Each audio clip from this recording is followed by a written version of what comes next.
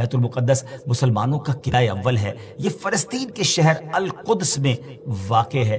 بعض نے اس شہر کو بھی بیت المقدس کہا ہے۔ اس میں کوئی شک نہیں کہ بیت المقدس یہودیوں، عیسائیوں اور مسلمانوں تینوں کے ریلیجن کے لیے مقدس مقام کی حیثیت رکھتا ہے۔ حکیم الامت مفتی احمد یار خان نعیمی رحمۃ اللہ تعالی لکھتے ہیں کہ چونکہ اس زمین میں حضرات انبیاء کے مزارات بہت ہیں، اس لیے اسے قدس کہا جاتا ہے۔ حضرت سیدنا سلیمان علیہ نبینا علیہ الصلوۃ والسلام کا مزار مبارک اور عالم اسلام کی مشہور و معروف مسجد اقصی بھی اسی شہر میں واقع ہے۔ رہی یہ بات کہ اس کا سنگ بنیاد کب رکھا گیا، کعبہ معظمہ کی بنیاد ڈالنے کے 40 سال بعد سیدنا آدم علیہ نبینا علیہ الصلوۃ والسلام یا ان کی اولاد میں سے کسی نے اس کی بنیاد ڈالی۔ پھر اس کی تعمیر حضرت سیدنا سام بن نوح علیہ نبینا علیہ الصلوۃ والسلام نے کی۔ پھر ایک عرصے کے بعد حضرت سیدنا داؤد علیہ نبینا علیہ الصلوۃ والسلام نے بیت المقدس کی بنیاد اسی مقام پر رکھی، جہاں حضرت سیدنا موسیٰ علیہ نبینا علیہ الصلوۃ والسلام کا خیمہ نصب کیا گیا تھا۔ اس عمارت کے پورا ہونے سے قبل حضرت سیدنا داؤد علیہ نبینا علیہ الصلوۃ والسلام کی دنیا سے وفات کا وقت قریب آ گیا، تو اب آپ نے اپنے بیٹے حضرت سیدنا سلیمان علیہ نبینا علیہ الصلوۃ والسلام کو اس کو مکمل کرنے کی وصیت فرمائی۔ حضرت سلیمان علیہ نبینا علیہ الصلوۃ والسلام نے انسانوں سے نہیں بلکہ جنوں کی ایک جماعت سے اس کام کو کروانا شروع کیا۔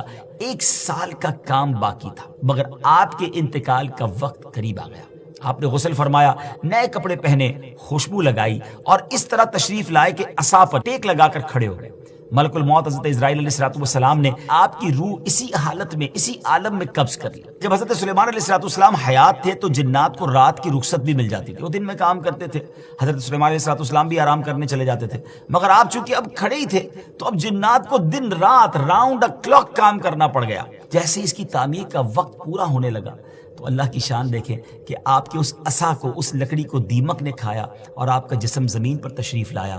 پھر لوگوں کو بھی پتہ چلا اور جنات کو بھی پتہ چلا کہ حضرت سلیمان علیہ الصلوۃ والسلام دنیا سے جا چکے ہیں۔ اس کی تعمیر کی تکمیل چونکہ حضرت سلیمان علیہ الصلوۃ والسلام کے زیر نگرانی ہونی تھی، اس لیے اس عمارت کو ہیکل سلیمانی بھی کہا جاتا ہے۔ حضرت سیدنا آدم علیہ الصلوۃ والسلام سے لے کر حضرت سیدنا موسیٰ علیہ نبینا علیہ الصلوۃ والسلام تک کعبہ یعنی بیت اللہ شریف ہی کعبہ رہا۔ پھر حضرت سیدنا موسیٰ علیہ نبینا علیہ الصلوۃ والسلام سے لے کر حضرت سیدنا عیسیٰ علیہ الصلوۃ والسلام تک بیت المقدس قبلہ رہا۔ اور ہجرت کے بعد مدینہ منورہ میں بھی مسلمان 16 یا 17 مہینے تک بیت المقدس کی طرف رخ کر کے نمازیں پڑھتے رہے۔ ہجرت کے 1 سال 5.5 مہینے کے بعد 15ویں رجب پیر کے دن مسجد بنی سلمہ میں نماز ظہر کے درمیان قبلے کی تبدیلی ہوئی اور اللہ پاک نے پیارے آقا علیہ الصلوۃ والسلام کی خواہش کے مطابق مسلمانوں کا جو کعبہ ہے، قبلہ ہے، وہ کعبہ کو فرما دیا اور اب مسلمان کعبے کی طرف رخ کر کے نماز ادا کرنے لگے۔ اس مقام پر آج بھی مسجد قبلتین قائم ہے۔